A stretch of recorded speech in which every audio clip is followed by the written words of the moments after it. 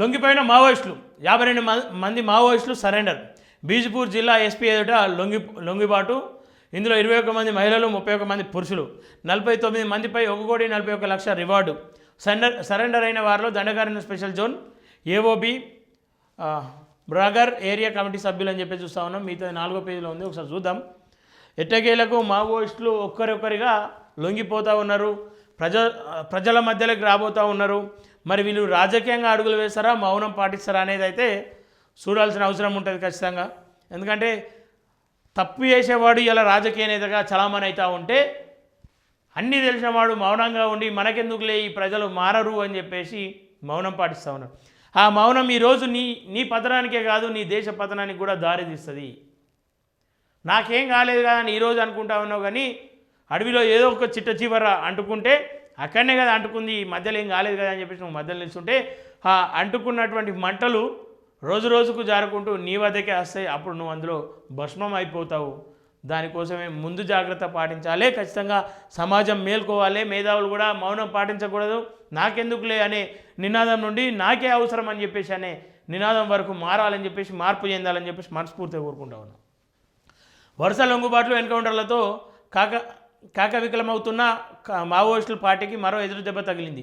తాజాగా 52 మంది మావోయిస్టులు లొంగిపోయారు. ఛత్తీస్గఢ్లోని బీజపూర్ జిల్లా SP doctor Jitender Kumar Yadav CRPF అధికారులు ఎదుట గురువారం సరెండర్ అయ్యారు. లొంగిపోయిన వారిలో 21 మంది మహిళలు, 31 మంది పురుషులు ఉండగా వీరిలో 49 మంది మావోయిస్టులపై 1,49,00,000 రివార్డు ఉందని పోలీసులు తెలిపారు.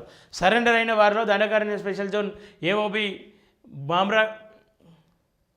బమ్రాగర్ ఏరియా కమిటీ, మహారాష్ట్రకు చెందిన మావోయిస్టులు ఉన్నారని పోలీసులు తెలిపారు. రాష్ట్ర ప్రభుత్వం చేపట్టిన పునరావాస కార్యక్రమంలో భాగంగా వీరందరి లొంగిపోయినట్లు ఎస్పీ తెలిపారు. మావోయిస్టుల కాలం చెల్లిన సిద్ధాంతాలను వీడి జనజీవన స్రవంతిలోకి రావాలని ఎస్పీ పిలుపునిచ్చారు. మేము కూడా అదే అంటూ ఉన్నాం. ఖచ్చితంగా మీరు సరెండర్ అయిపోవాలి, జనజీవన స్రవంతిలో ప్రజల మధ్యలోకి రావాలి, ప్రజల పక్షాన నిలబడి కొట్లాడాలి.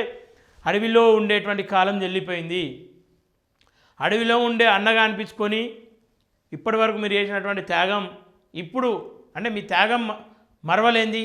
మీ వల్ల అనేక మార్పులు జరిగినాయి, అది అవునన్నా కాదన్నా వాస్తవమే. కానీ ఇప్పుడున్నటువంటి పరిస్థితిలో, ఇప్పుడున్నటువంటి హై టెక్నాలజీ యుగంలో అడవిలో ఉండే అయితే ఖచ్చితంగా ఏం సాధించలేరు. ప్రాణాలు పోగొట్టుకోకండి. మీలాంటి వాళ్ళ త్యాగాలు ఈ దేశంలో ఉన్నటువంటి ప్రజలకు అవసరం. ఆ త్యాగం ఏదో జనంలో ఉండి వాస్తవాలను జనాలకు తెలియజేస్తూ రాజకీయ చైతన్యం తీసుకొచ్చి ఖచ్చితంగా రాజకీయ వైపు అడుగులు వేయాలని చెప్పేసి మేము కూడా కోరుకుంటా ఉన్నాం. ఇప్పటికే అనేక మంది లొంగిపోతూ ఉన్నారు, ఇంకా అనేక మంది మరణిస్తూ ఉన్నారు. చావులతో సమస్యలు పరిష్కారం కావు. కాబట్టి మీరు సరెండర్ అవ్వడమే సరైన మార్గం.